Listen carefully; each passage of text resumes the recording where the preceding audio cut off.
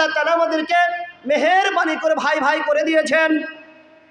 তোমরা একে অগ্নিকুণ্ডের কিনারে দাঁড়িয়েছিলে, আমরা এমন এক জায়গায় দাঁড়িয়েছিলাম, আল্লাহ তাআলা যদি আমাদেরকে ইসলামের সুসংবাদ না দিত, ইসলামের মধ্যে দীক্ষিত না করত, তাহলে আমরা সঠিক রাস্তা কোনো সময় খুঁজে পেতাম না।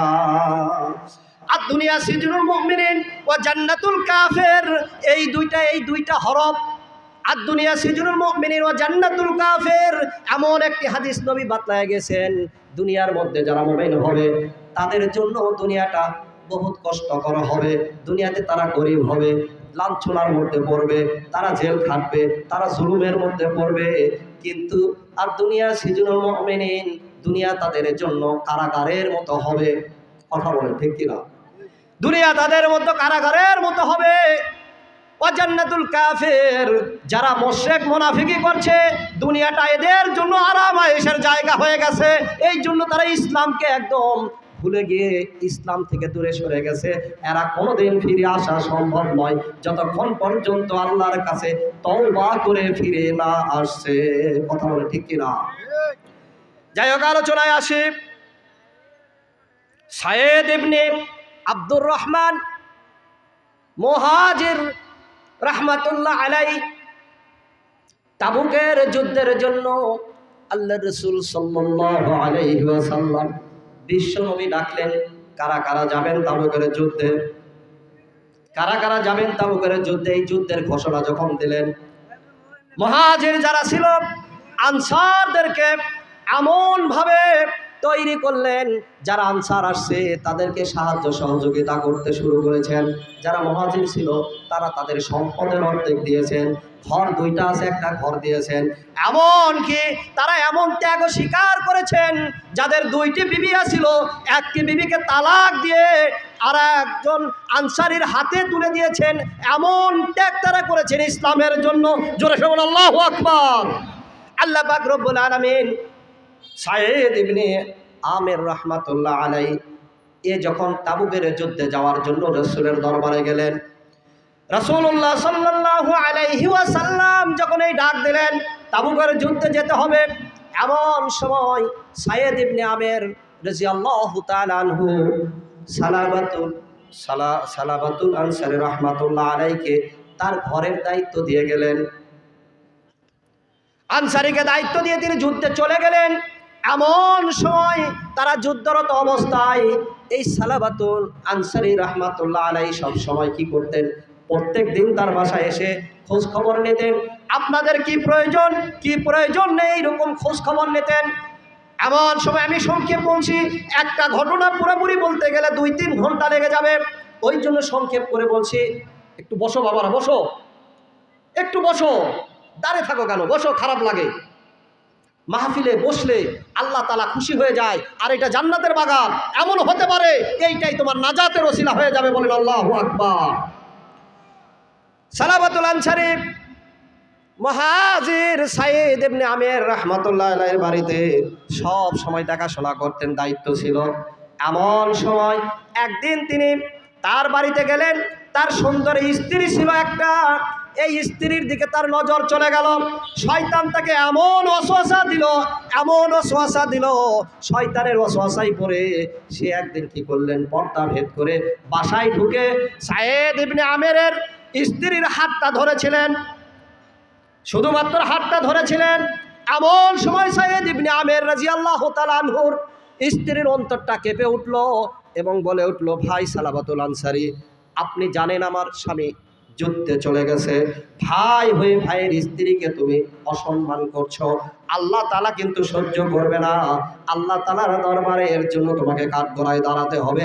জোরে সরে বলেন আল্লাহু আকবার। বাসায় কেউ নেই, এমন আল্লাহ তাআলার উপরে এমন বিশ্বাস ছিল, এমন ভয় ছিল, এমন ভীতি ছিল, আর এই ভয় ভীতির কারণে আল্লাহ পাকের দরবারে তার মাপ চাইলেন। সেইখান থেকে সাইয়েদ ইবনে আমিরের বাসা থেকে সালাবাতুল আনসারী রাহমাতুল্লাহ আলাইহি জলদি সেখান থেকে বাইর হয়ে তওবা করতে করতে চলতে লাগলেন। এমন পাপ করলাম, শয়তানের ওয়াসওয়াসায় পড়ে এমন গুনার কাজ করলাম আমি কি করে। যখন এই কথা তিনি চিন্তা করলেন, সঙ্গে সঙ্গে হযরতে আবু বকর সিদ্দিক রাদিয়াল্লাহু তাআলা আনহুর দরবারে গেলেন।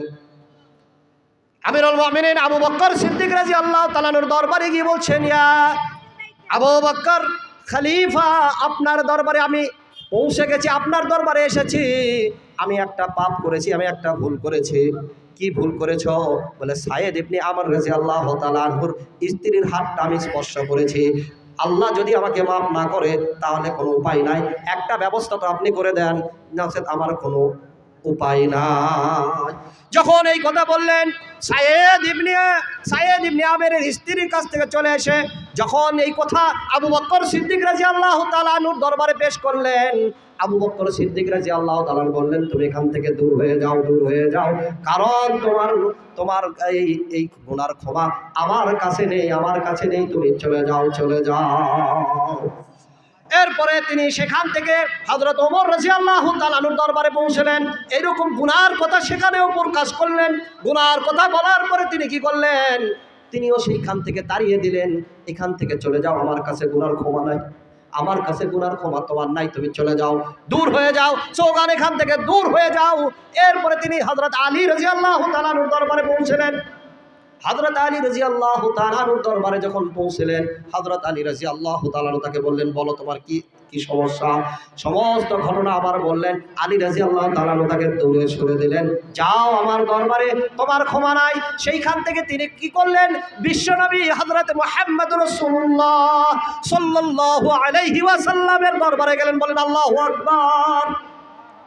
রাসূলুল্লাহ সাল্লাল্লাহু আলাইহি ওয়াসাল্লামের দরবারে যখন সালাবাতুল আনসারী রাহমাতুল্লাহ আলাইহি পৌঁছে গেলেন, রাসূলুল্লাহ সাল্লাল্লাহু আলাইহি ওয়াসাল্লাম বললেন, তুমি যুদ্ধের সময় এমন একটা পাপ করেছ, এই পাপের ক্ষমা আমার কাছে নেই, তুমি দূর হয়ে যাও। রাসূলের দরবার থেকে সে যখন বের হয়ে গেল, গিয়ে এক জঙ্গলে, বহুত দূর গিয়ে জঙ্গলে রাতের বেলা সে কেঁদে কেঁদে আল্লাহর দরবারে বলে, আয় মাবুদ, আমি রাসূলের দরবারে গিয়েছি, আবু বকরের দরবারে গিয়েছি, ওমরের দরবারে গিয়েছি, আলীর দরবারে গিয়েছি, কোথায় ক্ষমার আশ্বাস পাই নাই। আপনি ছাড়া আমার কোনো উপায় নাই আল্লাহ, আপনি ছাড়া আমার কোনো উপায় নাই, আপনি ছাড়া আমাকে কেউ মাফ করতে পারে না, আপনি ছাড়া আমার জন্য কেউ কাঁদে না। হায় আল্লাহ, আমি মানুষ, আমি ইনসান, আমি গুনাহ করতে ভালোবাসি, আল্লাহ আপনি মাফ করতে ভালোবাসেন, এই ওসিলা ধরেই আমি আপনার কাছে মাফ চাই। আদম হাওয়া যদি মাফ পেয়ে থাকে, আমি সালাবাতুল আনসারী কেন মাফ পাবো না? আল্লাহ আমাকে মাফ করে দেন, আমাকে মাফ করে দেন। আল্লাহ তাআলা তার দোয়া কবুল করেছেন। রাসূলুল্লাহ সাল্লাল্লাহু আলাইহি ওয়াসাল্লামকে ফেরেশতা মারফত স্বপ্নে দেখা দিলেন, ইয়া রাসূলুল্লাহ, আল্লাহ পাক সঙ্গে সঙ্গে সেখানে কি পাঠালেন? ওহী পাঠালেন। রাসূলের দরবারে এসে ফেরেশতারা বলছে, ইয়া রাসূলুল্লাহ, আল্লাহ তাআলা আপনাকে এই সালাবাতুল আনসারী রাহমাতুল্লাহ আলাইহির জন্য আপনার কাছে সুপারিশ করেছেন এইভাবে যে সালাবাতুল আনসারীকে আল্লাহ তাআলা নিজে ক্ষমা করে দিয়েছেন। বরঞ্চ জোরে জোরে বলেন আল্লাহু আকবার। আল্লাহ তাআলা মাফ করে দিয়েছেন, কারণ আল্লাহ তাআলা বলেছেন, আমি যে বান্দাকে সৃষ্টি করেছি দুনিয়ার কোনো মানুষ সৃষ্টি করে নাই। দুনিয়ার মানুষ কি সৃষ্টি করেছে?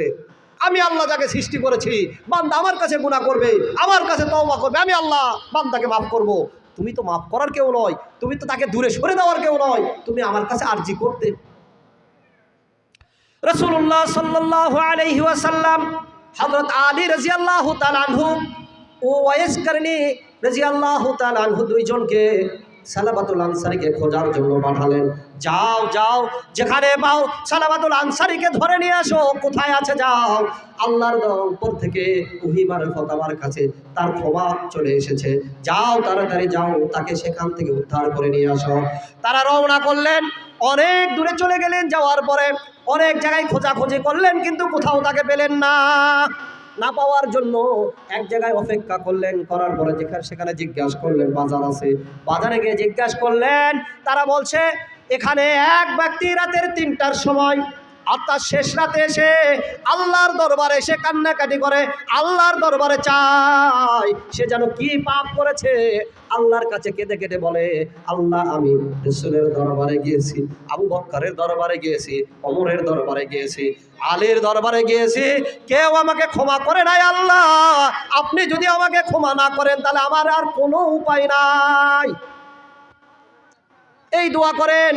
সঙ্গে সঙ্গে হযরত আলী ওয়াইস করণে দুইজনে কি করলেন, সেখানে অবস্থান করলেন।